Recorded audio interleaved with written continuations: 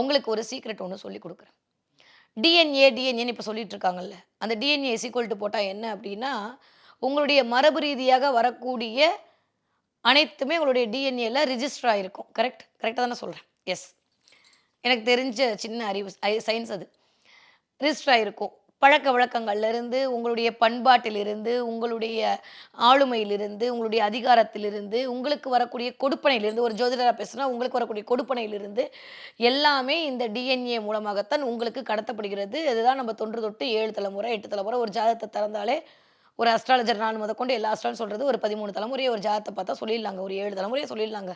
7 தலைமுறையில நீங்க யார் என்னன்றத உங்க ஜாதகம் புட்டு புட்டு வைக்குதுங்க அப்படின்னு சொல்லிடுவாங்க. அப்ப அது எது சொல்லுது? உங்களுடைய டிஎன்ஏ தான் சொல்லுது. அப்ப இந்த டிஎன்ஏ என்று சொல்லக்கூடிய இந்த மூலம் எங்கிருந்து வருகிறது என்றால், உங்களுடைய பிறப்பிலிருந்து வருகிறது. கிளியர்? அப்ப இந்த பிறப்பை இண்டிகேட் பண்ணக்கூடியவர் யாரு? பிரம்மா தான். இந்த டிஎன்ஏன்ற வார்த்தைய நம்மளுடைய சித்தர்கள் என்ன பயன்படுத்துனாங்க தெரியுமா?